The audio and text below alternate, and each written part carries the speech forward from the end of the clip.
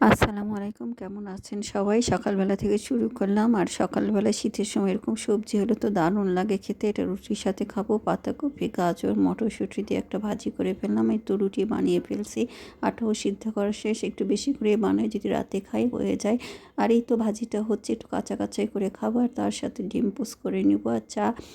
আর রুটি হয়ে গেছে, কয়েকটা বানিয়ে নিছি। আমরা 3 জন খেতে বসে যাব। আর পরবর্তী রুটিগুলো বানিয়ে হালকা করে ভেজে রেখে দেবো। রুটি বানানো থাকলে ভালো হয়, যখন তখন ভেজে খেতে পারে। আর মাঝে মধ্যে রাতেও খাই, এই জন্য বানিয়ে রাখি। আমরা নাস্তা খেতে বসলাম।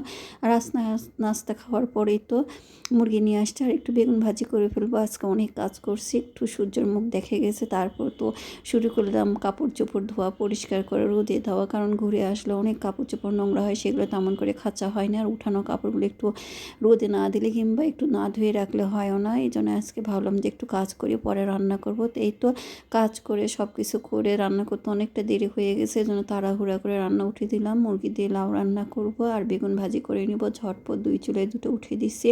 আর মুরগিটা উঠিয়ে দিয়ে একদিকে বেগুনটা ভেজে নেব। আর এই তো উঠিয়ে দিলাম, সব কিছু মশলা দিয়ে মশলাটা কষিয়ে নিলাম। আর তারপর মুরগিটা দিয়ে দেবো। আজকে লাউটা আলাদা করে জাল দিব না, যেহেতু একদিকে বেগুন ভাজি উঠিয়ে দেবো। আর মুরগি রান্না করলে লাউ দিয়ে আর ডাল টাল কিছুই করতে হয় না, এটা দিয়ে হয়ে যায়। অনেকদিন পরে আজকে লাউ দিয়ে মুরগি করবো। আর শীতের সময় লাউ খেতে ভালো লাগে, যে কোনো তরকারির সাথে লাউ দিলে ভালো লাগে। কিন্তু আমার বাচ্চাগুলো লাউ খেতে চায় না, এই জন্যে খাওয়া হয় না। ওদের নাকি শীতের সময় লাউ খেলে আরও ঠান্ডা বেশি লাগে, এই জন্য খাওয়া হয় না। আর কালকে যেহেতু টিকিয়া করছিলাম, আজকে কয়েকটা না ভেজে দিলে হবে ওনার খাওয়ার জন্য ঘুরতেছে। কারণ এই খাবারগুলো ওরা ঘরে থাকলে রাখতেও চায় না, সবসময় ভেজে দিতে হয়। 2 বেলা মনে হয় 3 বেলা দিলে তাই খাবে। তো কয়েকটা পিস ভেজে দিলাম। আর এই জন্যই তো করে রাখা, আসলে কিছু কিছু খাবার বানিয়ে রাখতে হয় ছেলে মেয়েদের জন্য। এখন ওরা যেহেতু বাসায় থাকে না, এই জন্য বানিয়েও না। আর ওইগুলো হচ্ছে আসলে ওদের জন্য বানানো, এই জন্য এখন খুব একটা বাসায় খাবার দাবারও থাকে না। আপনি বিস্কুট বলেন, চানাচুর বলেন, নুডলস, এগুলো আমাদের কিনতেই হয় না, যেহেতু আমরা এগুলো এত খাইও না। ওদের জন্য কেনা, ওরা যেহেতু থাকে না ওই জন্য নিয়েও আসা হয় না।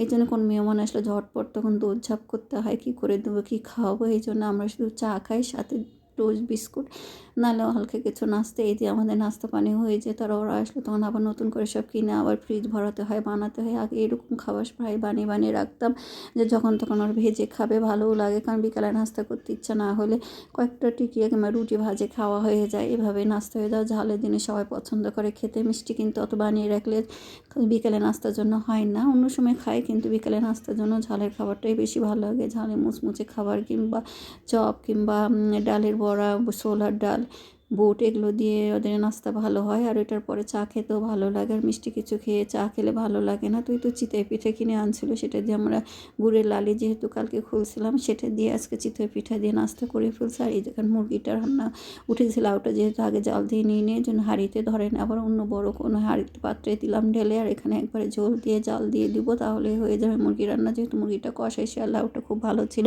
আর শীতের লাউ এমনিতেই রান্না হয়ে যায় ভালো, আর এমনি খেতে মজা লাগে।